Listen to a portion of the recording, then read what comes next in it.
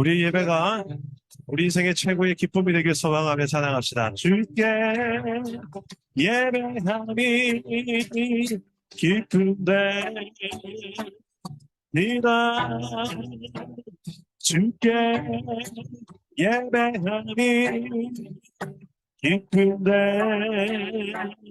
니다 주께 예배함이 기쁜데 니다 주께 예배함이 기쁜데 니다.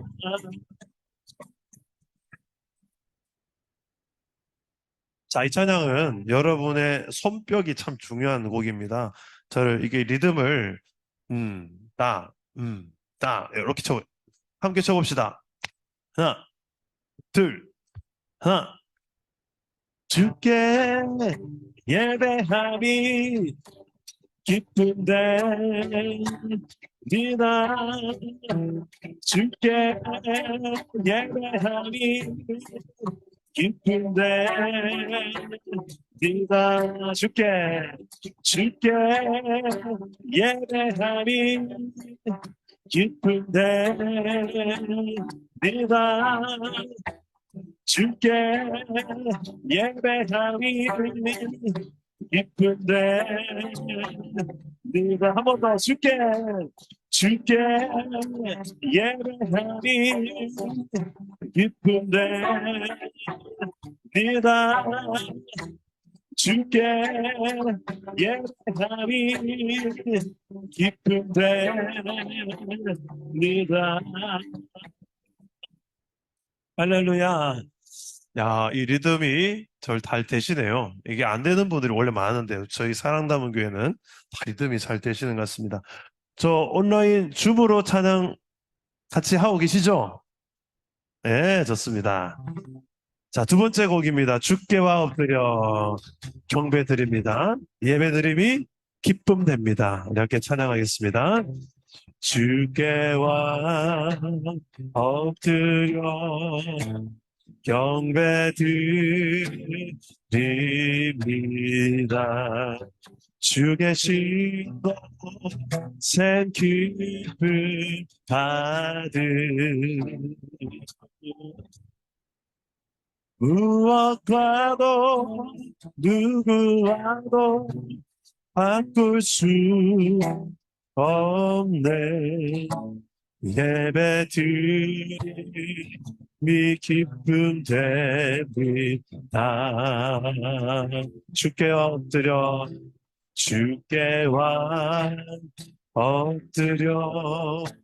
경배 드립니다. 주 계신 곳엔 기쁨 받으 무엇과도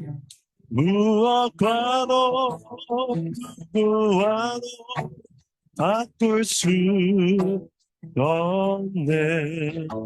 예배 드림이 기쁨 됩니다. 우리 이번에 우리 여자 성도님 한번 불러봅시다. 주께와 엎드려 주께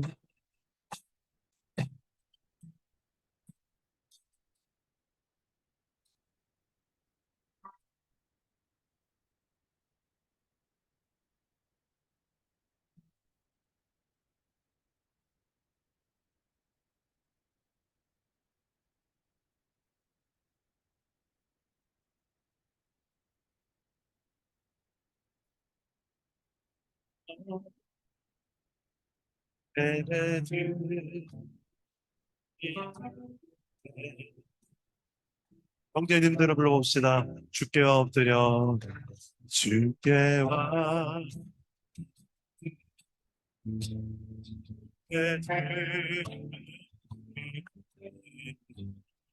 주 계신 곳엔 기쁨 받으 무엇과도 누구와도 바꿀 수 없네. 예배드림이 기쁨돼. 우리 마지막으로 우리 하나님 앞에 경배하며 나아갑시다. 주께와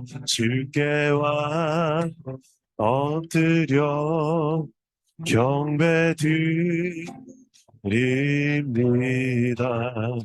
주 계신 곳엔 기쁨 받으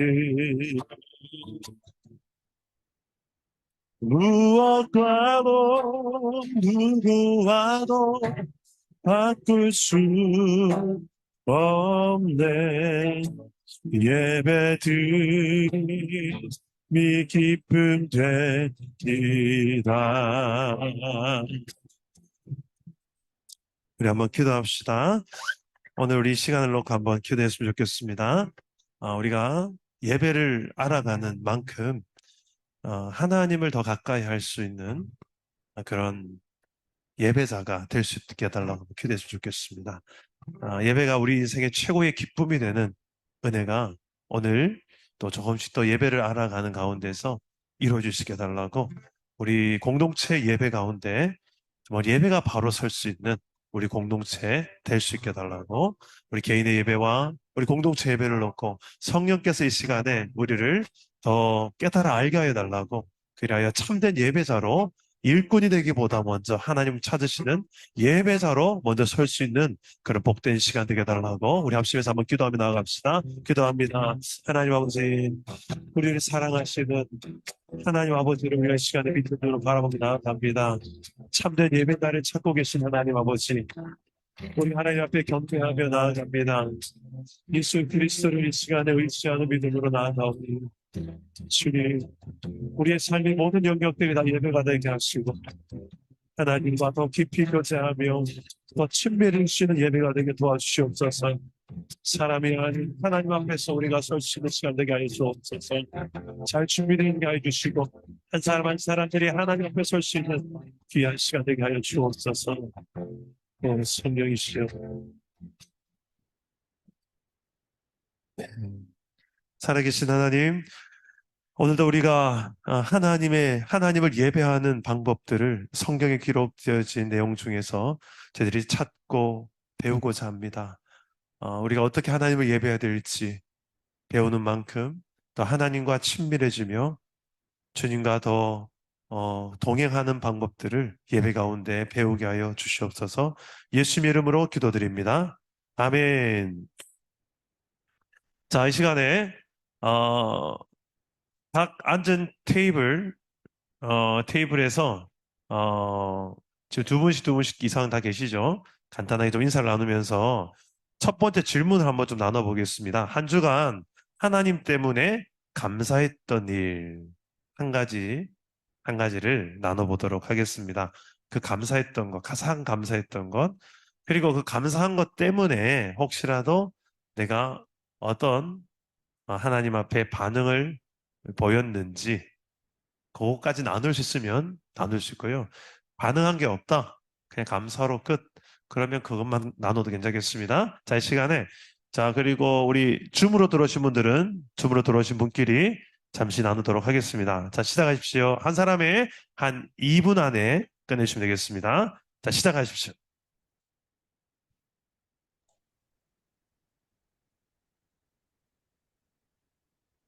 안녕하세요. 네, 안녕하세요.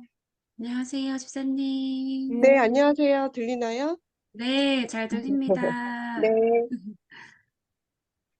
어, 네, 집사님, 누가 먼저 말씀하실 건지. 저부터 말씀드리나요? 한 주간? 네, 네. 어, 생각이 안 저는, 나요?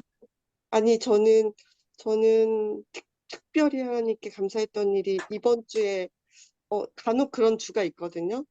근데 이번 주는 월화수. 그냥 어떻게 정신없이 산 것 같은데. 네, 한 가지를 나눠봅시다.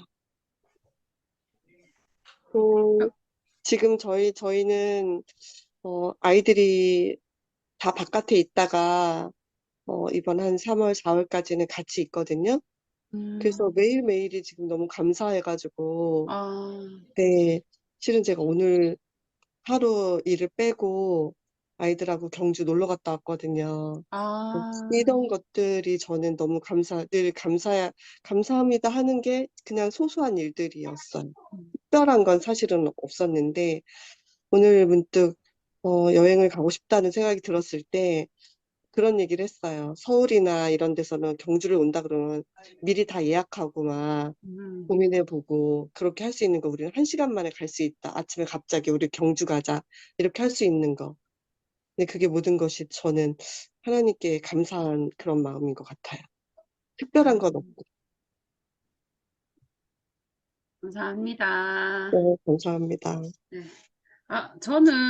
저도 맞바로 이제 감사 제목 생각했을 때, 우리 이제 마드론나 중고등부에서 이제 친구가 이제 혼자서 스스로 큐티도 하고, 혼자서 기도하고, 큐티를 열심히 한다는 소식을 듣고 되게 감사했어요. 근데 그에 대한 그냥 감사로 끝났지 어떤 반응은 안 하지 않은 것 같아요. 그냥 이제, 잘 됐다, 기쁘다, 이렇게 감사만 음, 했습니다. 네. 네. 김효 네. 집사님께서는, 특별히 뭐 생각이 안 나는데, 네.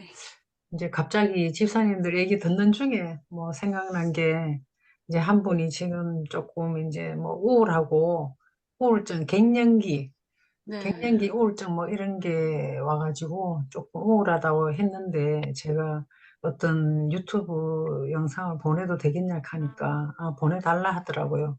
그런데 보내고 보니까 너무 길어가지고 제가 좀 실수한 것 같다고, 잘못 보낸 것 같다고 내가 이랬더니, 그래도 그거 아니었으면 교회 오늘 안 나왔을 텐데, 네. 그걸 보고 오늘 예배를 나왔다 그 소리 들었을 때, 이거 음, 진짜 하나님이 하시는 일이구나.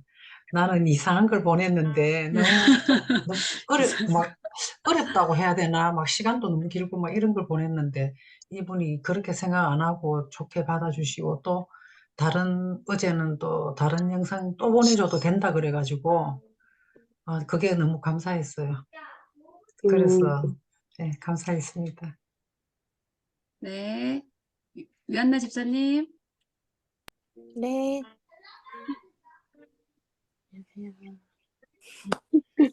반가워요. 저는, 어, 근데 신랑이 계속 출장 중이라 가지고, 어디 부모님 와 가세요? 계신 한데, 어, 예, 퇴근하면 또 다시 출근하고 있어가지고, 어, 근데 그럼에도 불구하고, 그냥 문득문득 차를 타고 이제 오는 길에 감사한 마음이, 들었던 것 같아요. 이런 길을, 다닐 수 있음에 감사하고, 옆에 이제 막 꽃들이 피기 시작했거든요. 맞다. 국도니까, 예, 벚꽃, 뭐, 맞아. 복숭아꽃, 막 이런 음, 것들이 피기 시작하면서, 감사했던 것 같아요. 음.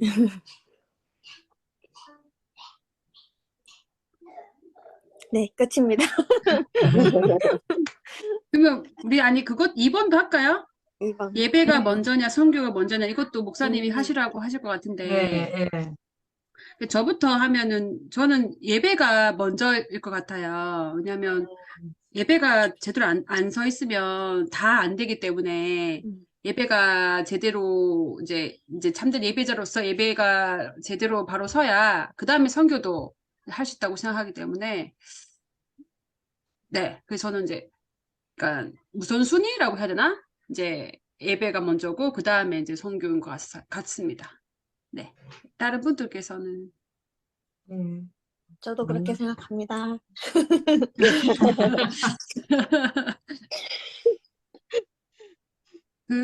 유영미 네, 집사님께서는 네. 자녀분들 나이가 어떻게 되세요? 25, 26. 아니, 너무 동안 아니세요? 아니, 이야, 아니, 네, 좀, 좀 50 중반 자녀분들이 넘었어요. 결혼도 할 수 있겠는데. 아직은. 너 지금 진짜 제가, 동안이시다. 감사해요. 와, 감사해요. 그렇게 보일 뿐이에요. 절대 이게 그렇지 않아요. 자세히 보면은. 아니, 자세히 안 봐서 그래요. 그렇게 보인다는 게 너무 대단하신데. 감사합니다. 제가 27에 결혼했거든요. 아, 그랬어요. 우리 네. 애도 제가 만 나이로 30에 낳았다고 해야 되나? 30에 낳았어요.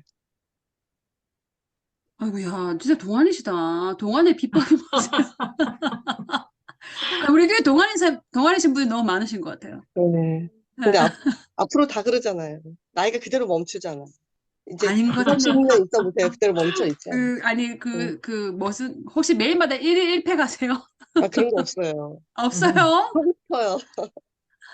하고 싶은데 게을러서 안 되더라고요. 뭐 좋은 거 바라시는 거 아니세요? 그런 것도 없어요. 야, 대단하시다. 매일 세수는 잘해. 아, 재밌으셔. 네, 동안 비법 생기면 동안 비법. 알려주세요. 동안 비법. 어, 우리 집사님도 너무 예쁘고. 저는 잘 모르겠어요. 예배가 먼저인지 성교가 먼저인지 어떤 때는 자, 1분 성교가 안에 먼저인 마무리해 것 주시기 같고 바랍니다. 어떨 때는 예배가 먼저인 것 같고 그래서 배워요. 할게요. 예, 우리 줌으로 들어오신 분들, 유한나 집사님, 네. 예, 이은영 집사님, 예, 네, 인사 한번 드립니다. 하세요. 어, 어, 오늘은 줌에서 들어오신 분 중에 이제 리더를 오늘은 지난주에 이은영 집사님이 해주셨으니까 오늘은 유한나 집사님이 예, 나눔의 시작을 해주시면서 리딩을 해주시면 될 것 같습니다. 줌도 매주 돌아가면서 한 명씩 리딩을 하면 좋을 것 같아요. 자, 이제 마무리해 주시기 바랍니다. 아, 자, 오늘은 예배의 역사에 대해서 좀 살펴보려고 합니다. 예배의 역사. 예배 역사를 좀 이야기 나누기 전에 먼저 여러분들이 좀 질문을 하나 하고 싶습니다. 예배가 먼저일까? 선교가 먼저일까? 라는 질문이에요. 그, 이게 뭐 닭이 먼저일까? 계란이 먼저일까? 좀 비슷하게 생각할 수 있는데요. 한번 생각해 보세요. 교회가 이 땅 위에서 존재하는 목적이 예수님을 전해서 죽어간 영혼들을 살려내는 게 목적이다. 교회는 아니다. 살려내서 뭐 할 건데 결국 하나님 앞에 예배하려고 하는 것이다. 그래서 교회의 궁극적인 목적은 예배다. 어, 누군가가 먼저 예수님을 믿어야 그 사람이 예배를 하지 않겠느냐. 그러니까 복음을 전하는 선교가 먼저다. 일단은 복음을 전하는 사람이 있어야 예배든 뭐든 시작되지 않겠느냐. 그래서 선교가 먼저다. 전도가 먼저다. 아니다. 예배가 먼저다. 왜냐하면 성경이 그렇게 말한다. 예배가 먼저였다고. 자, 우리 카톡 조금만 줄여주시고요. 무음으로 해주시면 좋겠습니다. 예, 무음으로. 진동이나 무음 해주시면 좋겠습니다. 그래서 왜 이야기를 하냐면 어, 여러분들이 생각하는 예배와 선교 이 두 가지가 무엇이 먼저였고 또 우리의 궁극적인 목적은 무엇인지 둘 다가 중요한 거예요. 그런데 성경에는 어떻게 예배와 선교에 대해서 말씀을 하고 있는지를 좀 살펴보면 우리에게 좀 유익이 될 것 같습니다. 먼저 성경을 한번 열어보겠습니다. 창세기 1장 오늘 성경을 좀 살펴볼 텐데요. 창세기 1장 26절 창세기 1장 26절 성경을 옆에 딱 펴놓고 오늘 강의를 좀 쭉 따라오시면 좋겠습니다. 성경에서 예배의 역사가 어떻게 흘러왔는지를 여러분 눈으로 좀 확인을 하시면서 좀 따라오면 좋겠습니다. 이제 창세기 1장 26절을 다 같이 한번 한 목소리로 읽겠습니다. 시작. 하나님이 이르시되 우리의 형상을 따라 우리의 모양대로 우리가 사람을 만들고 그들로 바다의 물고기와 하늘의 새와 과 온 땅에 있던. 자, 특이한 것은 하나님의 형상을 따라서 인간을 창조했다는 것입니다. 여기에 형상이라는 것은 하나님 닮은 인격성을 갖춘 존재로 하나님이 인간을 만드셨다는 거예요. 다른 동물에게는 없는 유일한 사람에게만 있는 지정의가 있는 인격을 갖춘 존재. 왜 이런 인격적인 존재를 만드셨을까? 말 잘 듣는 로봇으로 만들지. 아예 죄라는 것은 아예 지을 줄도 모르는 그런 딱 기계적인 동물로 만들지. 왜 이런 yes도 할 수 있지만 no도 할 수 있는 자유의지를 줘버리는 그런 인격적인 동물로 인간을 만들었을까요?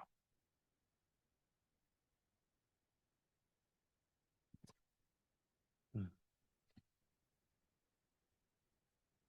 좀 누가 한 명 좀 용감하게 대답해 주시겠습니까? 조문성 지사님.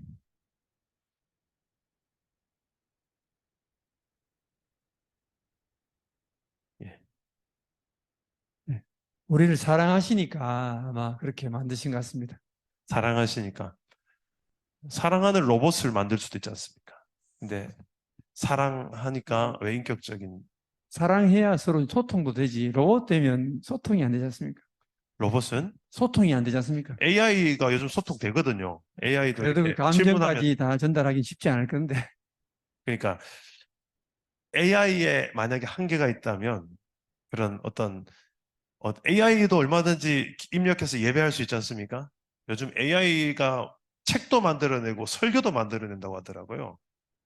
대단한 시대가 오고 있습니다. 근데 죽었다 깨나도 AI가 할 수 없는 게 있다면 우리 인간을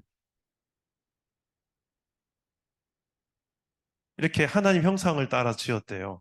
그것은 AI가 따라갈 수 없는 겁니다. 뭘까요? 뭐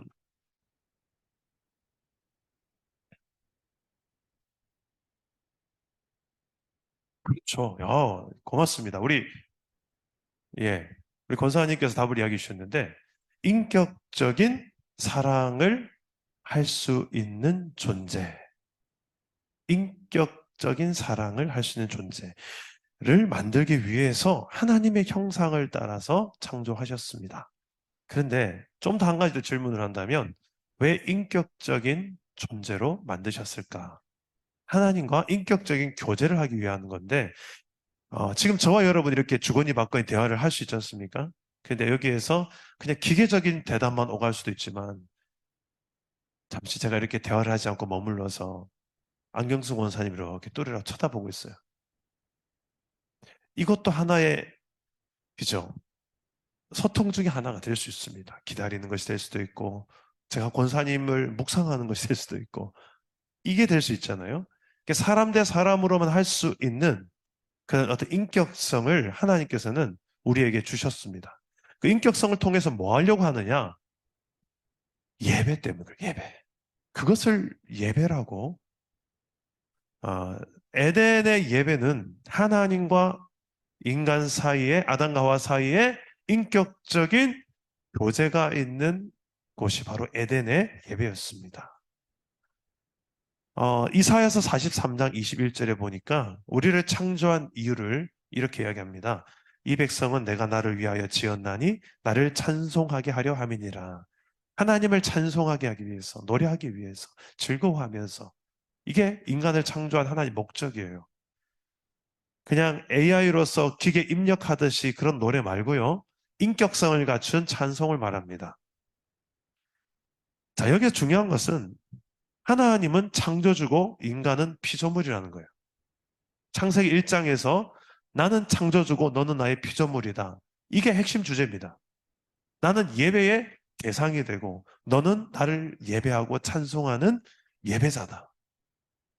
그죠? 요 개념이 중요합니다. 나아가서 창세기 쭉 가보면 이 개념이 하나님께서 왕이시고 그리고 이스라엘 백성들은 또 그의 백성이 되는 왕과 백성의 관계가 됩니다. 그래서 여기에서 창세기에서도 그런 의미에서 보면 하나님이 왕이시고 아담과 하와가 그의 백성으로서 함께 예배하는 모습 그리고 창조주와 피조물이 함께 인격적인 교제, 사랑의 교제를 하는 모습을 생각할 수가 있겠습니다. 자, 우리 창세기 3장 8절 한번 다 같이 한번 펴보겠습니다. 창세기 3장 8절.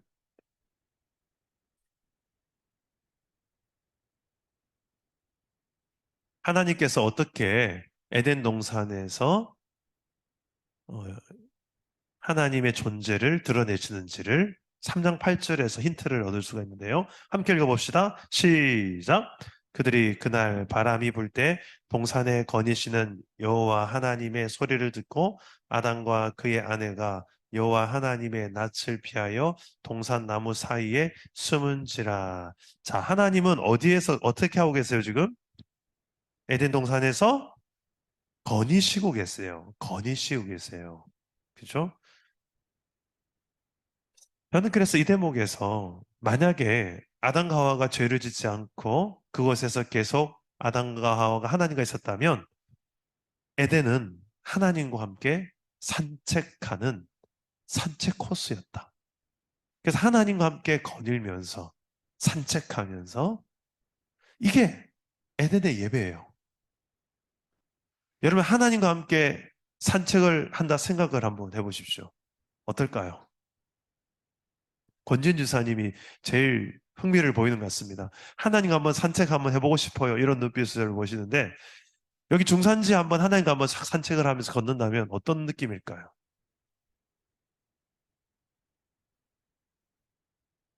예? 아, 이건희 회장하고 내가 산책하는 기분이 될 것 같다. 야, 그 정도로 대단하신 분과 함께 내가 감히 한 걸음 한 걸음 걷는데 마치 근데 이 에덴 동산을 묵상해 보면 그렇게 하나님이 정말 초월적인 창조주의 대단하신 분이지만 아담과 하와가 아주 벌거벗어도 수치심을 느끼지 모르고 아주 친밀한 관계를 생각해 볼 수가 있어요. 그냥 단지 초월적 존재로 어, 접근하기 힘든 대상으로서만이 아니라 아주 친밀한 관계를 생각해 보셨습니다. 생각해 보세요. 하나님 닮은 그런 형상으로 인간을 만들어 놓고 하나님 보시기에 심히 좋았더라. 마치 부모가 자식을 낳아놓고 막 좋아서 어쩔 줄 몰라 하는 그런 하나님의 마음 아니었겠습니까? 그런 자식과 함께 부모가 거닐 때 그런 부모의 모습이 더 정확하겠죠. 그런 하나님과 아담과 하와의 이런 산책하는 예배, 이 예배를 한번 생각해 보셨으면 좋겠고요. 그런데 이런 관계가, 이 행복이 머지않아서 깨집니다. 방금 읽었던 3장 8절에 보니까 아담과 하와가 하나님이 산책하려고 나오시는 그 광경 속에 아담과 하와는 산책이 아니라 숨습니다. 피합니다. 왜 그럴까요? 죄를 지었기 때문에 그렇습니다. 이 죄는 예배의 관계를 파괴합니다. 우리 창세기 3장 4절과 5절, 창세기 3장 4절과 5절 우리 함께 찾아서 읽어봅시다. 시작.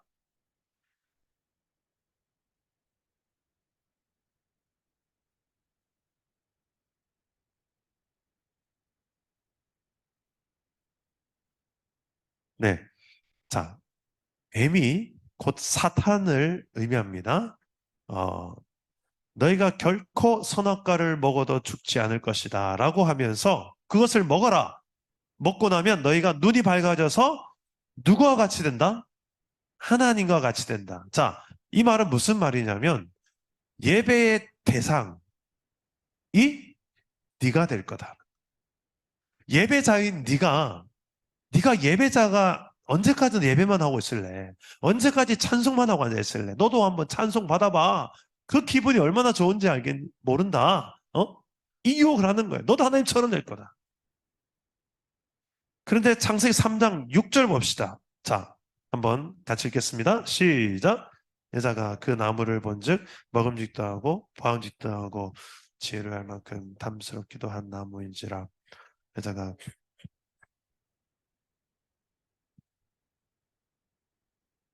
자, 보니까 본즉 계속 반복되죠.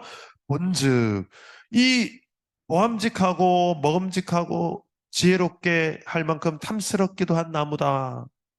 그래서 그것을 자기도 먹고 공범 남편도 같이 먹게 하는 거죠.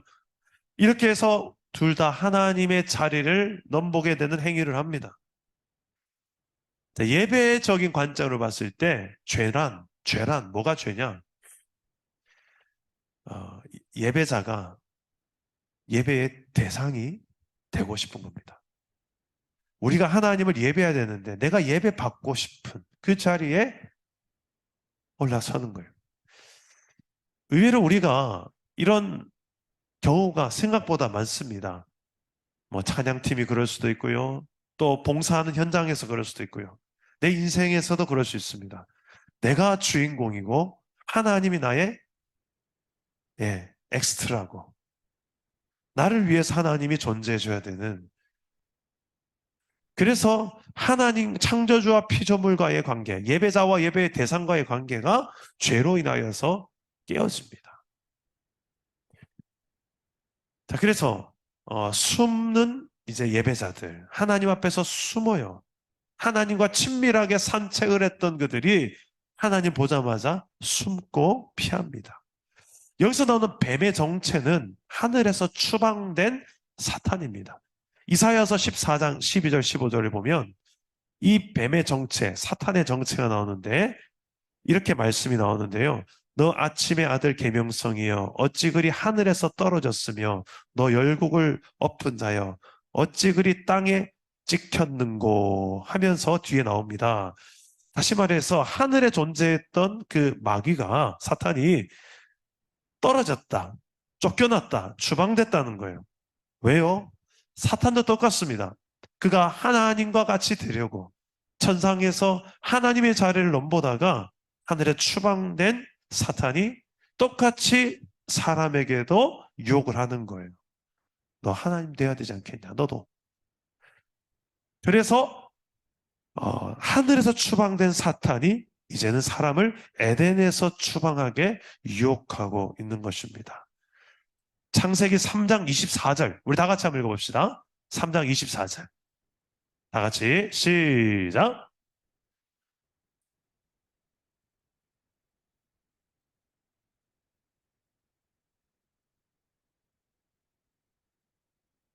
예.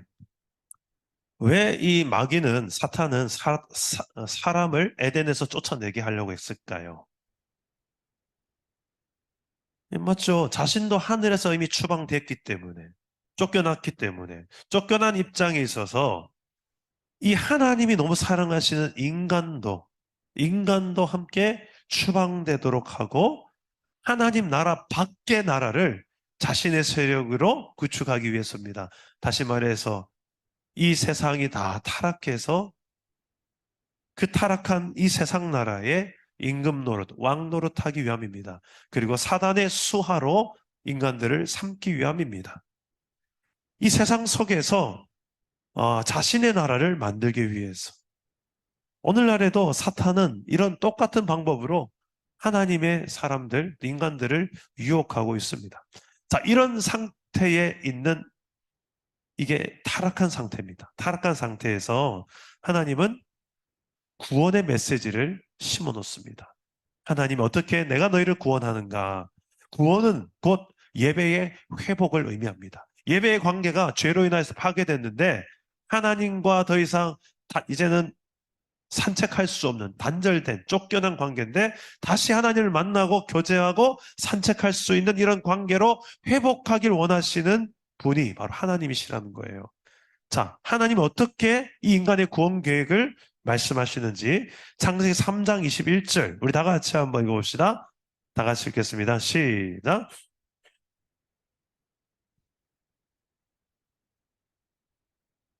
네, 가죽옷을 지어 입혔다. 자, 원래 나뭇잎으로 자신의 부끄러운 것을 가렸는데 이게 나뭇잎이 어떻습니까? 좀 바람 불고 그러면 유통기한이 오래 가지 못하죠.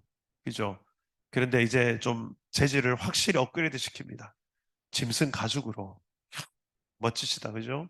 혹시 가죽 속옷을 입어보신 분 있으세요? 가죽으로 된 걸로 옷을 입히셨어요. 자, 하나님께서는 가죽을 만들기 위해서는 어떤 과정이 있었을까요? 뭔가 희생이 됐어야 되겠죠. 어떤 짐승이든 죽어야 됐습니다. 피 흘림이 있었겠죠. 우리는 이 부분에 있어서 이 가죽 옷을 통해서 가죽 옷이 어떤 의미를 가지고 있는지를 생각해 봐야 돼요. 네 가지 의미가 있습니다. 가죽 옷은 첫 번째, 하나님의 사랑입니다. 인간의 이 부끄러운 부분들을 가려주고 덮어주기 위한 하나님의 사랑입니다. 그 나뭇잎으로 가렸던 인간의 그 수치를 하나님은 가죽으로 더 가려주시는. 우리가 죄짓고 범죄하여서 숨고 싶은데 하나님은 그것을 막 들추어내어가지고 정죄하려고 애쓰시기보다는 오히려 덮어주는 사랑, 용서해주는 사랑으로 우리를 찾아오신 하나님이시라는 거예요. 사랑은 허다한 죄를 덮느니라. 이런 말씀이 있잖아요. 하나님이 이렇게 가죽옷으로 아담과 하와를 덮어주신 거예요. 두 번째, 가죽옷의 의미는 하나님께서 인간에게 예배를 회복하는 방법을 가르쳐 주시는 거였어요. 예배의 회복을 위해서는 희생제물에 피 흘리는 제사가 반드시 필요하단다. 그 피 흘림의 제사에 대한 필요를 가르치기 위해서 이렇게 가죽 옷을 입혀주신 겁니다. 그리고 세 번째 의미는, 이 가죽 옷의 의미는 장차 오실 예수님의 피를 의미합니다. 여기서 희생된 희생제물의 피, 곧 장차 오실 예수 그리스도의 피를 의미한다는 거예요. 그래서 이 말씀을 원시복음이라고도 합니다. 원시복음. 창세기에 있는 복음. 오실 예수님에 대해서 예표가 되었다. 그래서 원시복음이라고도 합니다. 그 마지막은, 자, 선교의 주체, 시작은 하나님이시다. 이것을 또 보여줍니다. 선교가 무엇입니까? 복음을 전해서 주와 영혼을 살리는 거잖아요. 하나님께서 먼저 이 선교에 대한 구원 계획들을 이야기하신 거예요. 자, 이와 같이 구원에 대한 하나님의 계획이, 생각, 아이디어가 가죽옷을 통하여서 우리는 드러났다는 것을 알게 됩니다. 자, 이것을 아담과 하와는 하나님께 충분히 교육을 받았을 거예요. 자, 한번 보세요. 이 앞으로 한번 보시겠습니까? 자, 우리 기독교 세계관에 있어서 제일 중요한 큰 타이틀이 있는데요. 제일 처음이 창조입니다. 창조. 그리고 두 번째는 타락. 그리고 그 다음에 구원. 보통 이 세 가지만 더 이야기하는데 하나를 더 이야기한다면 마지막 종말, 재림을 이야기하기도 합니다. 자, 창조, 타락, 구원, 종말 이렇게 본다면 성경이 말하는 세계관이에요. 성경은 세계가 이렇게 창조되었고 이렇게 끝날 것이다. 그리고 지금까지 이렇게 역사가 되어왔고 우리는 한 이쯤에 있다. 그러니까 앞으로는 이런 결말이 있을 거다라고 성경적 세계관은 크게 네 가지로 요약될 수가 있습니다. 물론 종말 뒤에 끝이 아니라 영원이 있겠죠. 영원이 있습니다. 자, 예배를 한번 봅시다. 예배. 자, 천상의 예배. 처음에 하나님께서 인간을 창조하실 때 예배를 위해 창조하셨어요. 이 예배는 인간을 사랑하셔서 인격성을 두셔서 아담과 하와와 하나님과의 인격적인 교제를 위해서 하나님의 형상을 따라 지었답니다. 그런데 이 죄라는 것이 들어왔죠. 내가 하나님 되려 하는, 내가 예배자가 예배 대상이 되려 하는 죄가 들어옴으로 인해 가지고 타락이 이루어졌고 그 뒤로부터는 이제는 그냥 하나님과는 만날 수가 없는, 예배할 수가 없는 상태가 된 겁니다. 그래서 반드시 희생 제물이 필요하죠. 누군가 대신 그 죄값을 지불하는 피 흘림이 필요한 거예요. 그게 바로 가죽옷을 통해서 나타낸 제사를 하나님께서 아담과 하와에게 가르치셨다라고 보는 겁니다. 그래서 가인과 아벨, 그 뒤에 족장, 아브라함, 이삭, 야곱, 이런 창세기에 나오는 시대에 보면 계속해서 반복되는 표현이 있는데 단을 쌓습니다. 단을 쌓고 거기에서 하나님께 제사를 드려요. 짐승을 죽여서 거기에 또 불을 태우고 그래요. 자, 이런 단 중심의 예배가 됩니다. 그러다가 이스라엘이라는 이제 나라가 세워지죠. 아브라함, 이삭, 야곱의 12지파가 해서 이제 이스라엘이 되죠. 이스라엘이 애굽에서 탈출하면서 시내 산에서 하나님께서 이제는 너희가 성막을 지어라. 내가 그 가운데 임하여서 너희에게 말씀할 것이다. 성막 중심의 예배 공동체가 됩니다. 그리고 이 성막 중심의 예배 공동체에서 쭉 가다가 다윗 왕 시절에 이제 하나님의 집을 짓고 싶어하는 마음, 불일 듯한 마음을 주셨으나 다윗 왕 시절에 못 짓고 솔로몬 시절에 성전을 짓습니다. 성전. 예루살렘 성전이 이때 나오는 거죠. 이제 성전 중심의 예배. 똑같이 예배 의식은 성막의 의식과 똑같습니다. 단 바뀐 게 있다면 훨씬 더 많은 악기들이 동원되고 예배가 화려합니다. 아주 화려해졌습니다. 성막은 그냥 텐트예요, 텐트. 그러나 일반적인 텐트가 아니라 황금의 집이라고 해서 황금으로 도배된 안에 그런 텐트입니다. 멋진 텐트죠.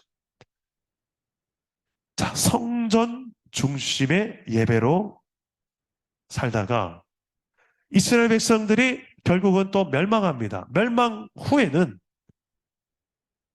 성전도 다 파괴됩니다. 성전에서 하나님을 만났는데 성전이 없어진 거예요. 어떻게 예배했을까요? 이스라엘 백성들이 바벨론 포로로 끌려갔습니다. 거기에는 예루살렘 성전도 없어요. 이스라엘 백성들은 늘 성전 중심적인 삶을 살았습니다. 예루살렘이 이스라엘의 가장 핵심이었던 이유는 성전이 있었기 때문이에요. 그런데 여기에서 멸망하고 이제 포로기가 시작되는데 이 사이에 뭐가 있냐면 남북 이스라엘이 분열됩니다. 분열이 되어서 남쪽에는 예루살렘 성전이 있고요. 북쪽에는 없어요. 북쪽에는 없어요. 그래서 여로보암 왕이 자꾸 북쪽에 있는 이스라엘 백성들이 예루살렘 때문에 남쪽으로 가야 되지 않냐, 우리 예배하려면. 그래서 위기의식을 느낍니다. 정치적 위기의식을 느껴서 성전 대용으로 남쪽 북쪽에다가 산당을 만들어요. 산당을 만들고 거기다가 금송아지를 만들어요. 우상이죠. 금송아지를 만들고 여기에다가 대놓고 애굽에서부터 여기까지 우리 인도해낸 여호와 하나님이다. 여기서 경배해라. 라고 이 우상단지를 숭배하게 만듭니다.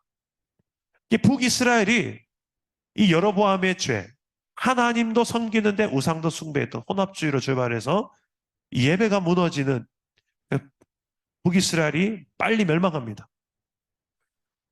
그리고 남유다도 뒤늦게 또 멸망합니다. 그때 성전이 다 파괴되죠. 자, 멸망 후에 이스라엘은 바벨론에 있을 때 포로기 70년 동안에 어디에서 예배를 하느냐? 성전이 없는데. 이때 나오는 것이 이제 회당입니다. 회당, 우리 신약 성경에서 회당 많이 나오죠. 예수님께서 성전에 가서 예배를 드리기도 하지만 회당에서 가르치시기도 하세요. 회당과 성전이 같이 공존했던 시대. 성전이 갑자기 어떻게 나왔습니까? 다시 재건했어요. 이스라엘 백성들이. 예전에 솔로몬 시절 때와는 전혀 급이 다른, 너무 좋지 못한 그런 성전입니다. 그 성전이 회당과 함께 존재했고 이때 이제 회당에서 예배하고 성전에서도 예배하는 시대가 이 뒤에 이제 포로 귀환 후에는 이루어집니다. 자, 이런 예배당의 흐름이, 예배하는 처소의 흐름이 이스라엘 백성들이 이렇게 많이 바뀌게 된 이유가 무엇일까? 이스라엘 백성들의 이런 역사를 한번 쭉 살펴보시면 그들이 하나님 앞에서 예배가 바로 세워지지 못했을 때 참 많은 어려움을 겪게 됩니다. 예배의 무너짐이 이스라엘 백성들의 위기의 출발이다라고 성경은 이야기합니다. 자, 우리 예배 역사를 한번 좀 차근차근 좀 살펴볼 텐데요. 가인과 아벨의 예배, 2페이지 보시기 바랍니다. 가인과 아벨의 예배가 있는데, 여러분들이 이 가인과 아벨이 왜 하나님은 아벨의 예배를 받고 가인의 예배는 받지 않으셨을까? 우리 한번 자세히 보시기 바랍니다. 함께 말씀 한번 찾아 읽어봅시다. 창세기 4장 3절과 5절.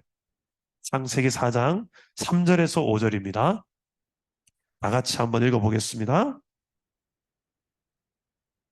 창세기 4장 3절에서 5절입니다.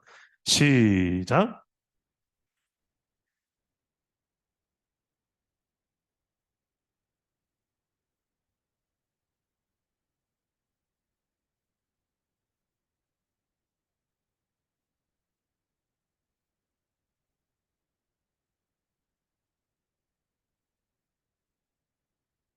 좋아요. 자, 가인과 아벨의 예배를 하나님께서 한 사람은 받고 한 사람은 받지 않습니다. 왜 그럴까? 하나님은 예배를 차별하시나? 자세히 보시면 가인과 그 제물, 그리고 아벨과 그 제물이라고 합니다. 자, 하나님께서 받고 받지 않은 것은 제물만 안 받은 게 아니라 예배자도 안 받으셨어요. 예배자와 예배자가 드린 제물을 같이 다루고 있습니다. 이게 무엇을 말하는가? 여기에 대한 해답을 히브리서 11장 4절에 이야기하는데요. 히브리서 11장 4절을 이 말씀 한번 찾아보시면 좋겠습니다. 다 같이 한번 읽어볼까요? 히브리서 11장 4절. 가인과 아벨의 예배가 어떤 부분이 달랐기 때문에 하나님이 받으셨고 받지 않으셨다라고 성경이 말하는지 우리 한번 히브리서 11장 4절, 오늘 성경 찾는 실력이 다 나오고 있습니다. 자, 빨리 찾는 분들 정말 빨리 찾으시네요. 자, 히브리서 11장 4절 다 같이 한번 준비되셨습니까? 11장 4절 다 같이 한번 읽어보겠습니다. 시작. 믿음으로 아벨은 가인보다 더 나은 제사를 하나님께 드림으로 의로운 자라 하시는 증거를 얻었으니.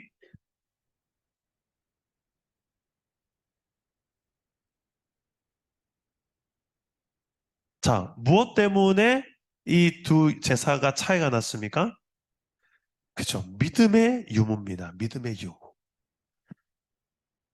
하나님은 아벨과 그 제물 속에 담긴 그의 예배자의 믿음을 받으신 거예요. 그런데 가인과 그 제물에는 믿음 없는, 이 믿음은 어떤 믿음일까요? 구체적으로 믿음이라는 것은 하나님께서 말씀해 주신 대로 그대로 지켜 행하는, 순종하는 믿음을 성경적 믿음이라고 하죠. 하나님의 뜻대로 순종하는 것, 이게 성경적 믿음입니다. 제사에 대해서도 분명 하나님께서 하나님의 방법에 대해서 말씀하셨을 거예요. 그런데 가인은 그 하나님 주신 방법대로 믿음대로 순종하지 않았던 것입니다. 그 구체적인 내용이 무엇인지 많은 신학자들은 또 이게 가인의 예배에는 피 흘림이 없었다라고도 보는 사람도 있어요. 가죽 제사에는 반드시 피 흘림 필요한데 피 흘림이 없어서 그랬다. 그리고 어떤 사람은 아니다. 그것과 상관없이 믿음의 유무다라고 보는 신학자들도 있습니다. 중요한 것은 믿음의 유무라는 거예요. 믿음으로 내가 제물을 드렸느냐, 믿음으로 나 자신도 예배를 드렸느냐, 이 차이인 것입니다. 예.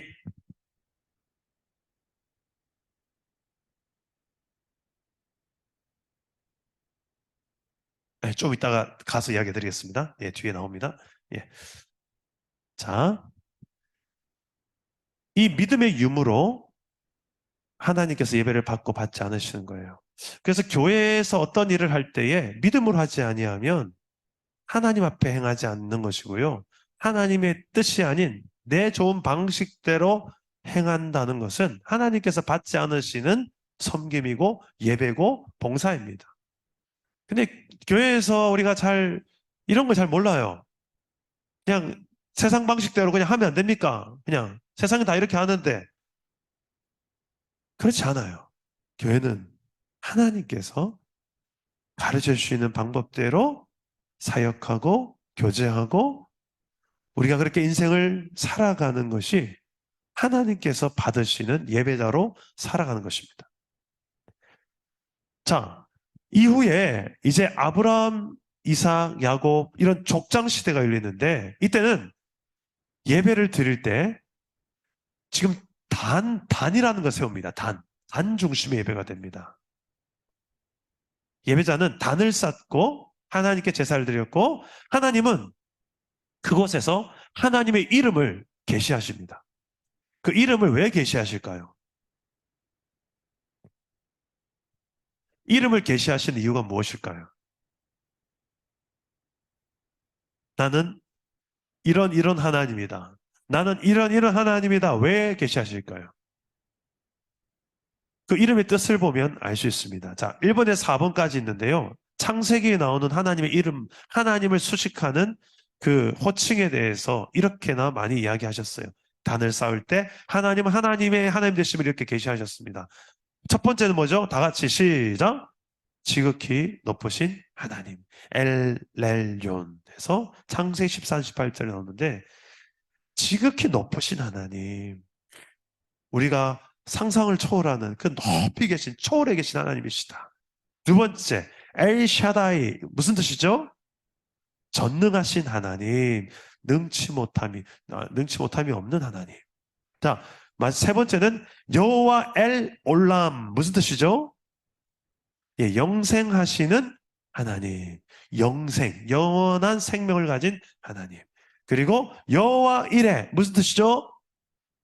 예비하시는 하나님, 미리 앞서 예비하시는 이삭을 번제물로 드릴 때 하나님께서는 어린 양을 예비해 놓으셨죠. 양을 예비해 놓으신 그 하나님을 일컬어서 여기서 여호와 이레라는 이름을 쓰게 됩니다.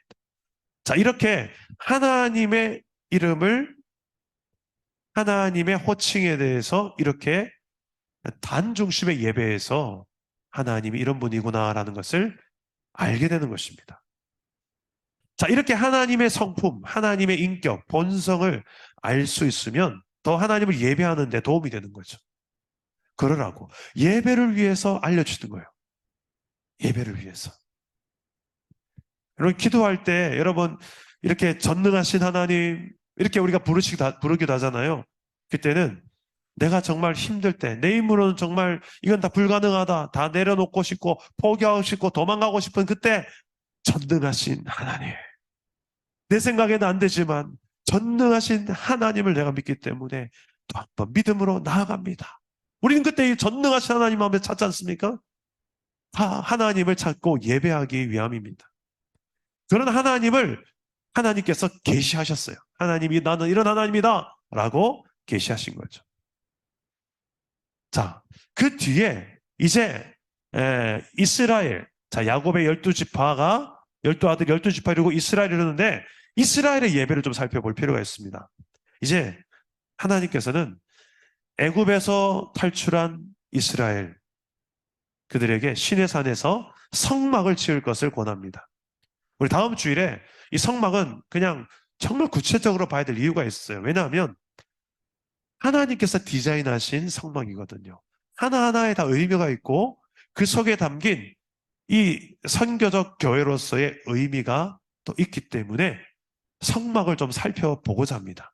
성막 속에서 하나님이 원하시는 이스라엘 백성, 하나님 나라 백성의 삶이 어떤 삶인지 우리가 좀 다음 주에 구체적으로 살펴볼 테고요. 자, 광야에서 가장 이스라엘 백성들에게 힘이 될 게 무엇이었을까? 먹을 거 없는, 물 없는, 낮에는 태양이 너무 뜨거워서 타 죽는 곳, 밤에는 너무 추워서 얼어 죽는 곳, 그게 광야예요. 거기에서 약속의 땅을 향하여 걸어가는 200만 대군의 이스라엘 백성들에게 있어서 가장 힘이 될 만한 것이 무엇이었을까? 그것은 하나님이 우리와 함께한다. 이거예요. 하나님 우리와 함께한다는 거. 그게 바로 성전의 의미였습니다. 자, 성막의 의미였습니다. 성막. 성막을 통해서 하나님이 실제로 거기에 임하셨고요. 그리고 그 임하신 하나님께서 또 말씀하시고 이스라엘 백성들을 지도해 가셨어요.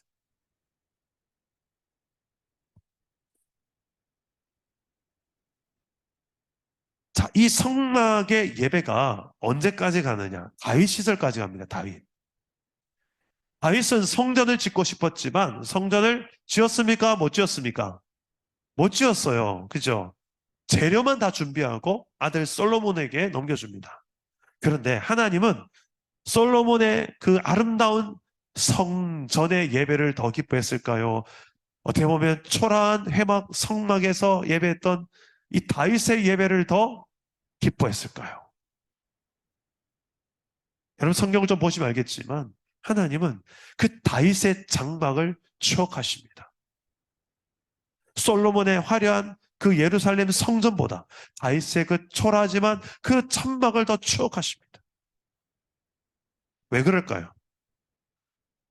하나님은 건물보다도 시설보다도 악기의 화려함보다도 하나님을 경외하는 그런 삶으로 예배드렸던 삶의 예배자 다윗을 더 기뻐했던 겁니다.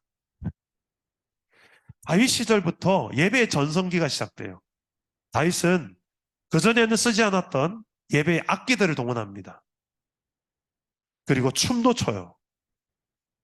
예배에 춤추는 게 여러분 죄일까요?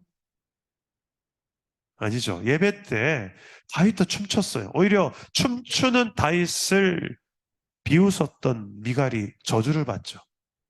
하나님은 하나님을 즐거워하며 예배 때 춤추는 것을 기뻐하십니다. 양권사님, 이번 주일에 한번 저는 예배 때 좀 축제가 이루어졌으면 좋겠어요. 우리 사랑남은 교회. 할렐루야. 네. 우리 특세 때 우리 주일학교 아이들 앞에서 막 춤추고 하는데 어떤 성도님들 보면 같이 막 춤을 추는 분들 계세요. 하나님께서 얼마나 기뻐하실까? 저는 그런 생각을 하면서 봅니다. 자, 이런 성막의 예배가 이제는 성전의 예배로 이어지는데요. 이스라엘 예배 2가 성전 예배입니다. 솔로몬이 성전을 건축하죠. 화려한 건물과 예배 의식들 발달했지만 안타까운 것은 삶이 없었어요. 중심과 삶이 없는 예배. 그래서 솔로몬은 결국 배교합니다. 하나님은 그냥 형식적으로 믿고 다른 우상들을 이스라엘에 가득하게 다 허용합니다. 결국 어떻게 됩니까?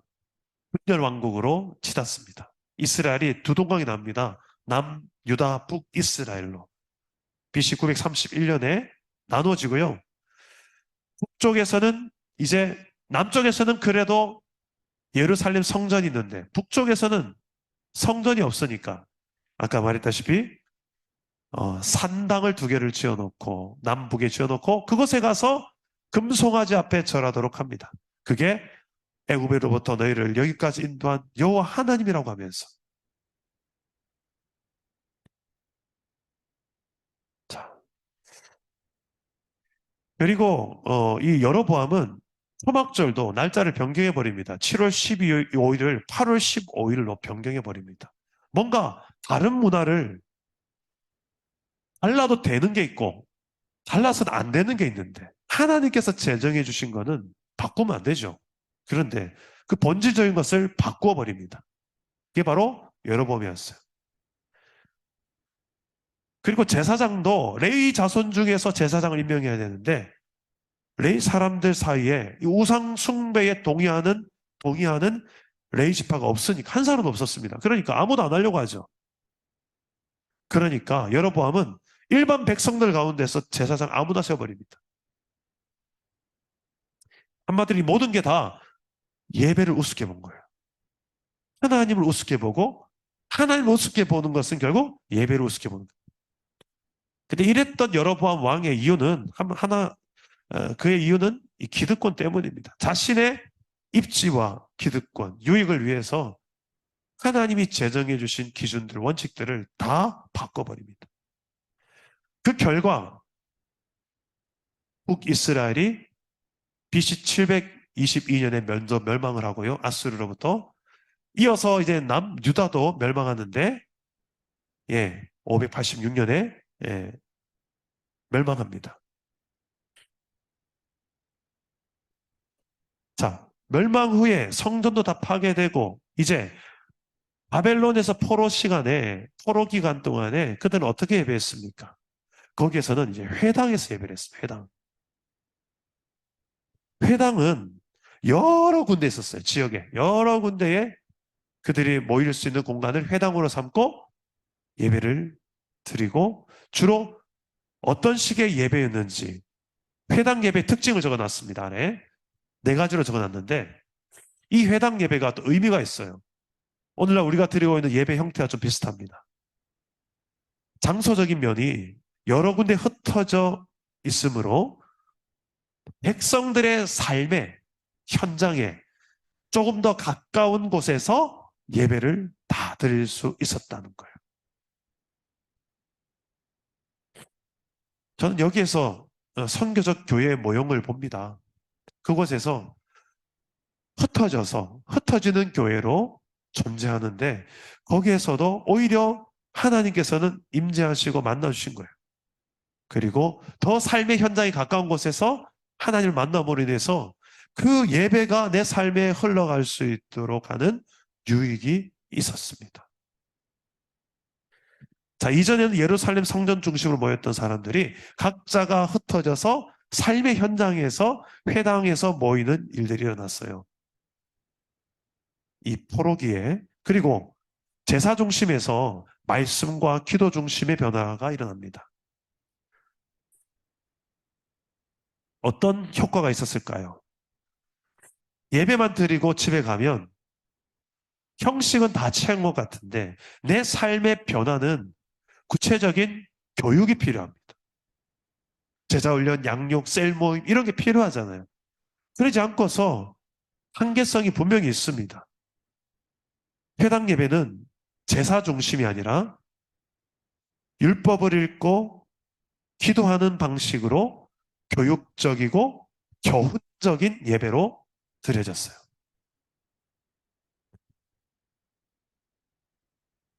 어떻게 보면 오늘날의 설교와 같겠죠. 자, 그리고 세 번째는 제사장 중심에서 랍비 중심으로 변화됩니다. 랍비. 네. 가장 이 율법에 대해서 잘 알고 가르치는 은사가 있는 사람들이 그 당시에 존경받는 랍비였어요. 랍비 중심으로 회당에서 가르치는 일, 예배하는 일들이 이루어진 겁니다. 형식에 있어서 엄청 자유로워졌습니다. 네 번째는 백성의 참여도입니다. 그리고 주 뜻대로 순종하는 삶의 변화입니다. 예배 형식과 의식을 채우는 것보다도 더 하나님의 뜻을 순종하며 지켜 행하는 것을 강조하는 일들이 일어났습니다. 그리고 이 회당은 예배와 교육과 공동체성을 위해서 구심체 역할을 했습니다. 구심체.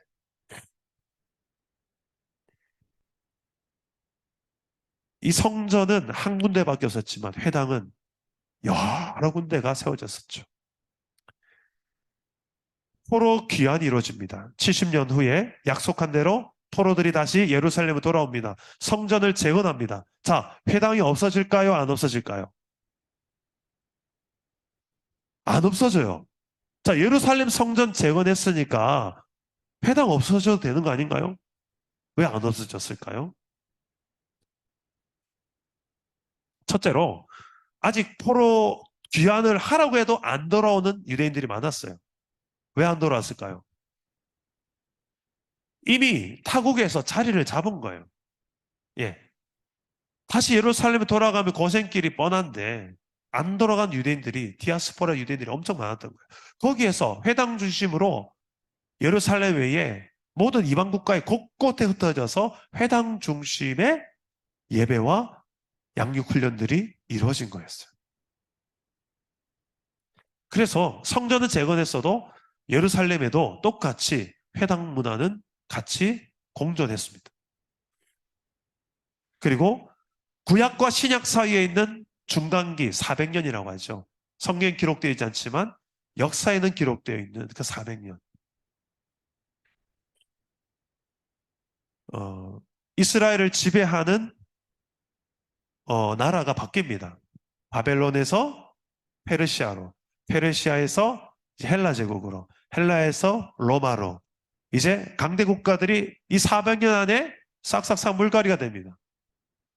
자, 그 가운데서도 여전히 예배는 이렇게 성전 예배와 회당 예배로 진행되다가 이제 예수님이 이 땅에 오십니다. 신약 성경에. 예수님이 오시는 당시에 그때는 어떤 모습이냐면 이런 예배, 성전도 있었고 회당도 있었으나 문제는 무엇이냐면 예배와 삶이 일치하지 않는 외식하는 예배자들이 많았어요. 그게 바로 바리새인들이었습니다. 예수님께서 그 외식을 지적하셨죠. 성전을 헐고 사흘 만에 일으키리라 하시면서 예수님은 자신의 죽음과 부활을 가르치시는데 이는 앞으로 예수님께서 세우실 성전은 바로 건물의 성전이 아니라 예수 믿는 자가 성전이고 나는 그 안에 거하며 성령의 전이 될 것이다. 그 성전을 말하는 거였어요. 이제 새로운 성전의 시대가 오는 거예요. 예수님께서 그것 때문에 이 땅에 오셨습니다. 그것 때문에 십자가에서 자신이 죽음으로 성전의 휘장이 갈라집니다. 이것은 무엇을 의미하냐면 하나님께로 나는 산 길, 새 길을 여는 의미가 있습니다. 히브리서 10장 10절 말씀에 우리 한번 성경 한번 찾아봅시다. 히브리서 10장 10절입니다.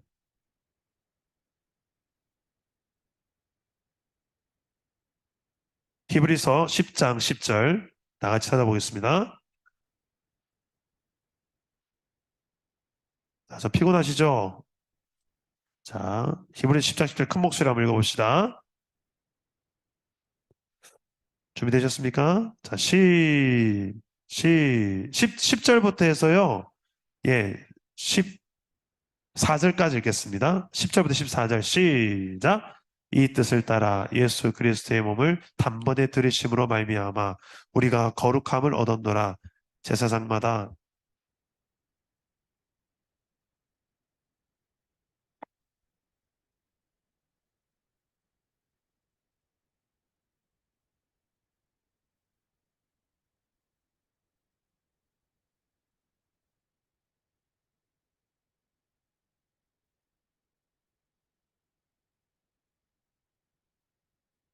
아멘. 자, 이 제사를 영단번의 제사라고 합니다.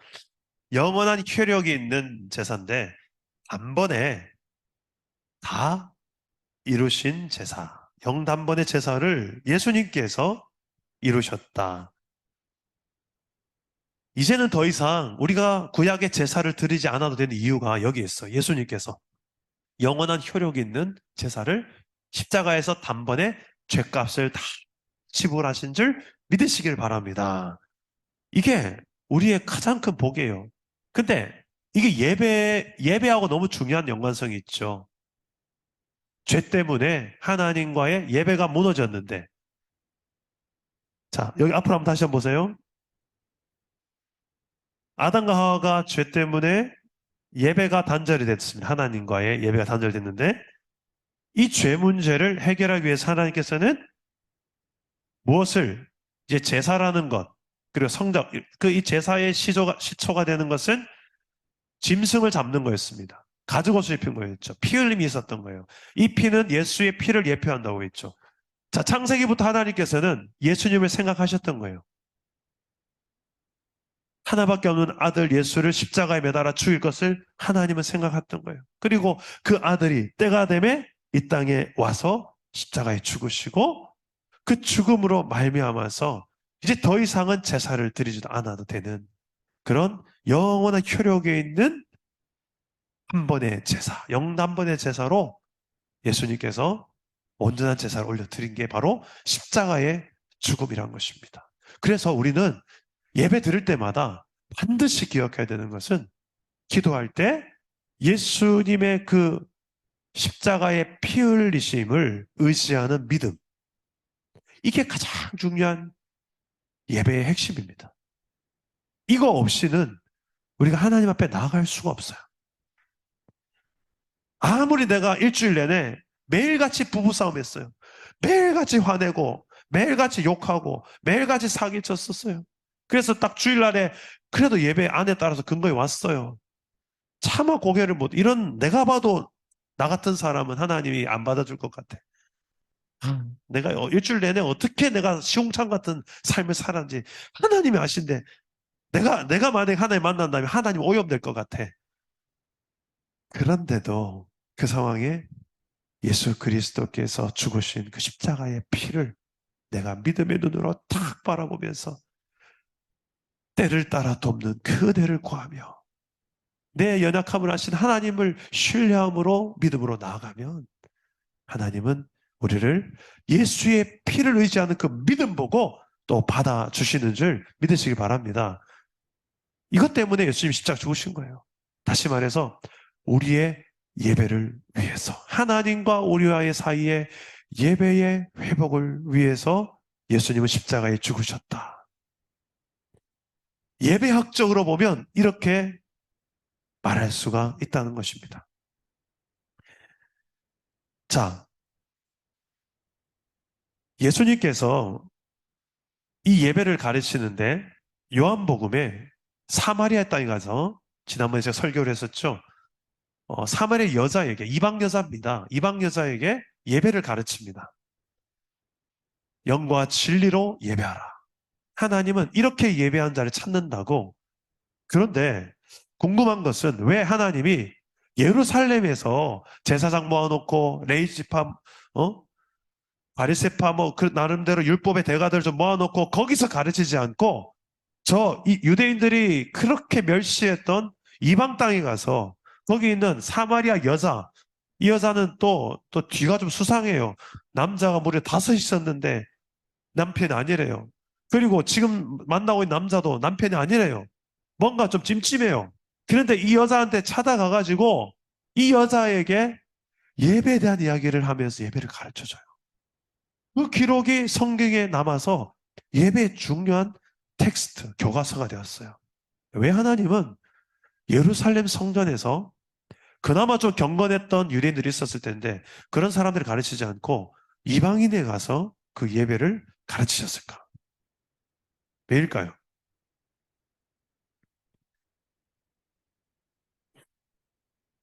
더 이상 예수님께서는 예루살렘 성전도 아니고 회당도 아니고 이제는 어디든지 everywhere 어디든지 예수 그리스도가 이제 하나님을 향하여 영단번의 제사를 드렸기 때문에 예수를 믿는 그 믿음만 있으면 어디서든지 하나님 앞에 나아갈 수 있는 그런 시대를 여셨기 때문에 이게 진리거든요. 이 진리로 예배하라는 거예요. 그리고 영으로 예배하라는 것은 하나님도 영이시고 나도 영인데 근데 내 영은 이미 죄로 인해 타락했기 때문에 예수를 믿음으로 인하여서 나는 거듭 다시 태어나서 이제는 성령으로 말미암아 살아가는 사람이 된 거예요. 그래서 그 성령을 의지해서 예배하라는 뜻입니다. 성령에 의하여 성령을 의지하여 예배하면 되는 거예요. 보세요. 진리 되시는 예수 그리스도를 의지하고 그리고 그분의 말씀을 의지하고 그리고 그분의 영이신 성령을 의지해서 어디서든지 어떤 상황에서든지 예배할 수 있는 시대가 되었다. 이것을 유대인에게 가르치지 않고 우리가 어디서 예배하면 좋을까요? 사마리아 사람들은 그들이 예배하는 곳이 따로 있었거든요. 여기서 할까요? 예루살렘을 가야 됩니까?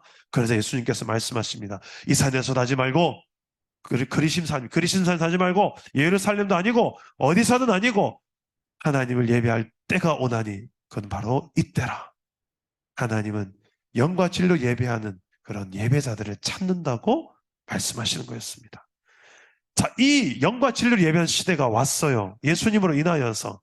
자, 그래서 그 뒤에 가장 중요한 이 영, 성령께서 강림하셔서 이 영과 진리 예배를 가능하시는데 크게 네 가지가 있습니다.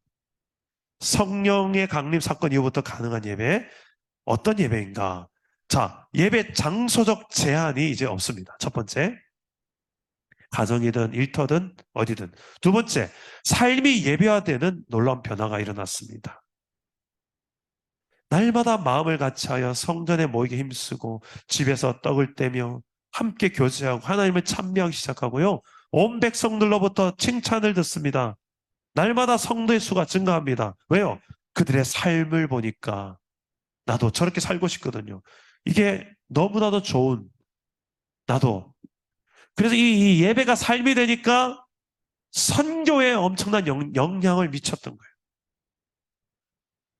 세 번째는 땅끝까지 선교하는 변화가 일어났습니다. 그리고 네 번째는 성령의 은사들로 이제 성도들이 좀 더 역동적인 예배를 드리고 역동적인 섬김을 시작했어요. 이 성령의 능력으로 말미암아서 이런 하나님의 백성들이 이제 예배하는, 삶으로 예배하는 시대가 열리게 되었습니다. 고린도 교회가 이렇게 예배했었어요. 성령을 우선시하는 예배 형태. 그리고 찬송도 여러 가지 구약의 시편 찬송과 신약의 마리아송과 여러 가지 찬송가들이 찬송, 마리아송, 시므온 찬가 이런 서신서들의 내용을 가지고 신약의 찬송들이 나옵니다. 그리고 매일 밤마다 예배를 했고요. 제물 대신에 헌금을 드렸습니다. 헌물을 드렸습니다. 중요한 핵심은 고린도 교회 예배의 핵심은 성령의 역사와 분리해서 생각할 수가 없는 그 성령에 따라서 성령의 인도하심을 따라서 예배했다. 물론 순서는 있었어요. 기도하고 찬송하고 가르치고 이런 순서는 있었지만 이 모든 순서 속에 성령의 인도하심 여기에 우선권을 뒀던 예배였습니다. 자, 이제 마지막입니다. 오늘날 다원주의 시대가 됐습니다. 오늘날 물론 우리가 지금 신약 시대 연장을 살고 있지만 오늘날을 좀 구분하고 싶은 것은 오늘날은 이 다원주의 시대이기 때문에 특이한 시대예요. 이 시대는 권위가 파괴되고 있고요. 심지어는 성경의 권위까지 도전하고 있습니다. 그리고 개인주의가 팽배한 이 시대에 갈수록 공적 모임에 대해서는 거부하는 사람들이 더 많아질 것입니다. 예배의 권위를 무시하고 성경의 권위, 목회자의 권위, 교회의 질서의 권위 이런 것들을 다 무시하고 교회 안 나가면 어때? 그냥 나 혼자서 신앙생활하면 되지. 교회에 상처받아서 안 갈래. 교회 가봤자 늘 별거야 없어. 성경만 있으면 되지 뭐.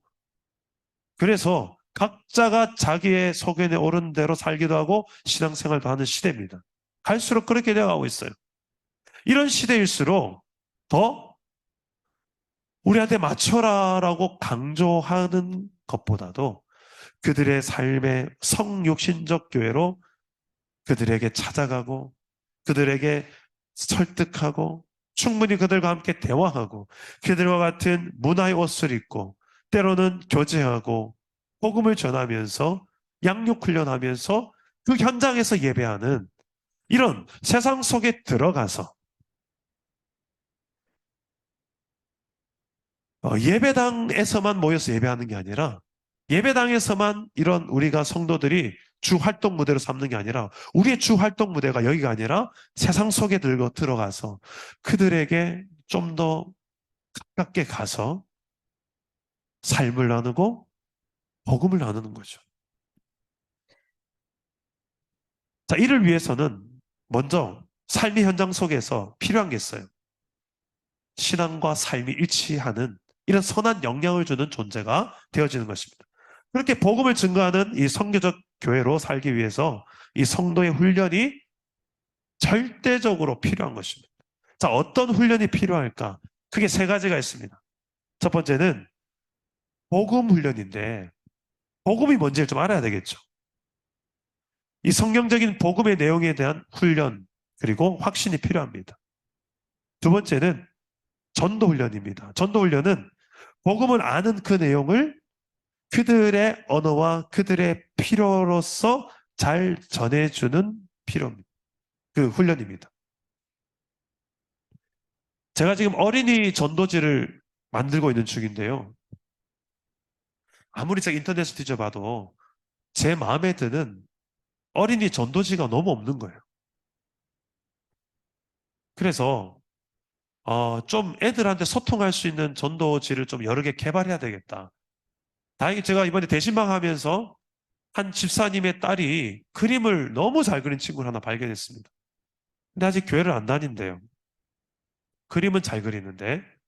그래서 그 친구도 살릴 겸 해서 이 복음에 관련된 전도지를 그 친구를 통해서 같이 만들려고 지금 프로젝트를 지금 추진 중에 있습니다.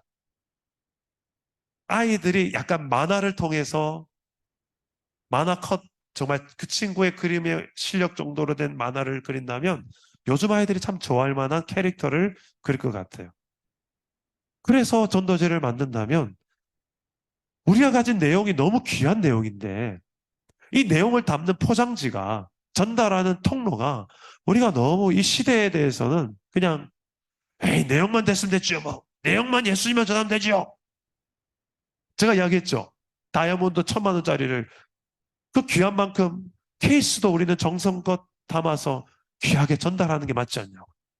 물론 본질은 아닙니다만 본질이 귀한 만큼 비본질도 잘 담아서 그게 맞지 않습니까? 그리고 이 시대에 맞는 옷으로 새술은 새 부대에 담아야 하느니라. 그렇지 않으면 터진다는 거죠. 왜? 이게 무슨 말이냐? 복음은 새술입니다. 시대가 바뀌어도 변치 않지만 새 부대는 2023년도 이 시대예요.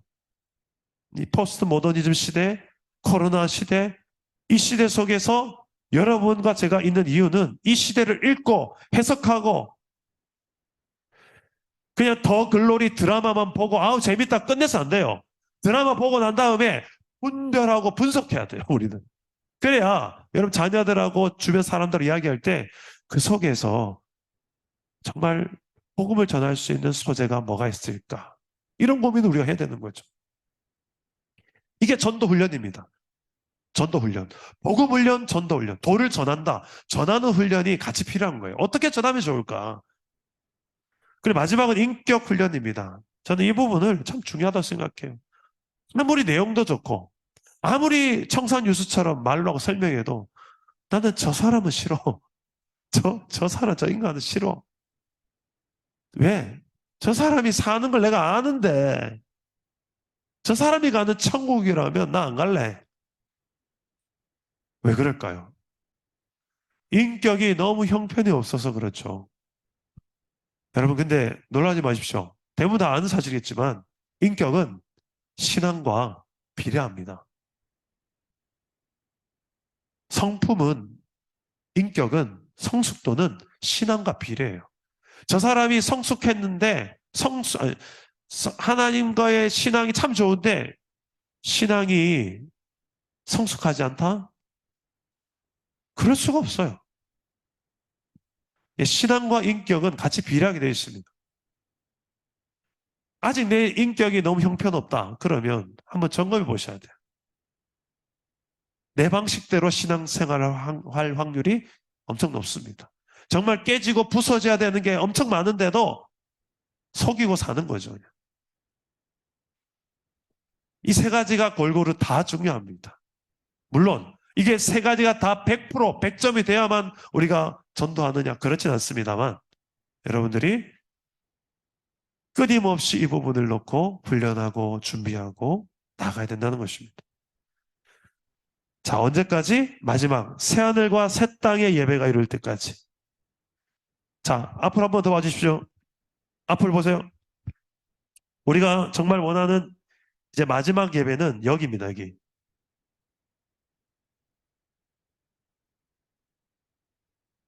자, 예배를 하나님께서는 원해서 인간을 인격적인 존재로 만들었으나 인간이 예배의 대상이 되고 싶어서 선악과를 따먹고 죄를 지었고 하나님은 그걸 회복시키기 위해서 예수님을 이 땅에 보내실 걸 계획하셨고 예수님을 대신 우리 죄 대신 죽게 하셨고 그걸로 인해서 다시 하나님으로 산 길을 영단번의 제사를 드리기 위해서 우리가 하나님 앞에 예배를 드릴 수 있게 하셨어요. 근데 이제 이 영단번의 제사를 통하여서 하나님께 정말 원하시는 최종 그림은 여기입니다. 예수님께서 다시 오신다고 하셨는데 언제가 될지 모르지만 재림하시고 세상이 끝이 옵니다.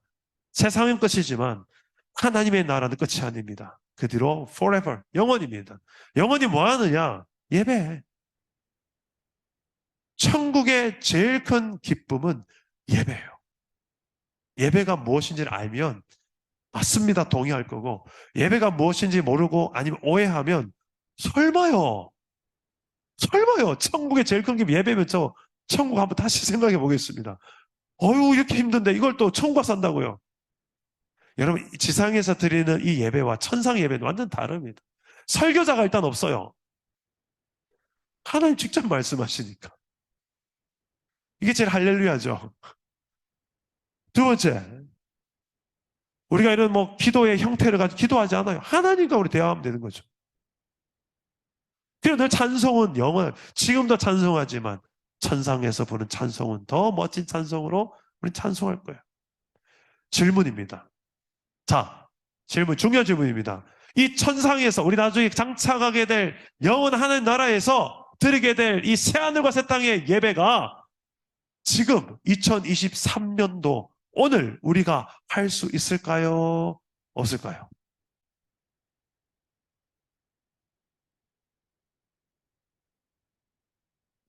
불가능할까요?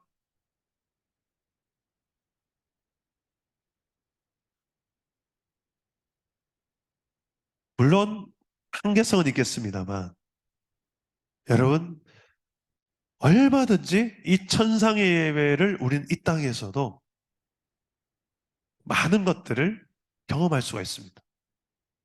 저는 우리 사랑남은 교회 예배가 장차 우리가 가게 될 하나님 나라의 예배가 우리 공동체 예배가 되었으면 좋겠습니다.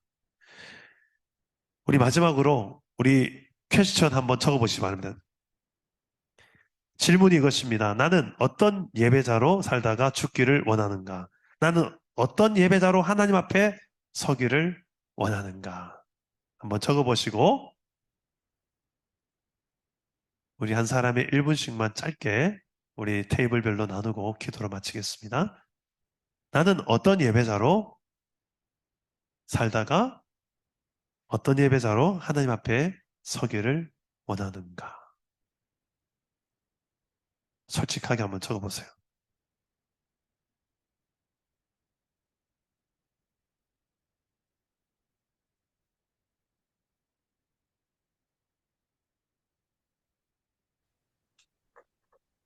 자, 오늘 말씀을 한번 정리하고 기도할게요.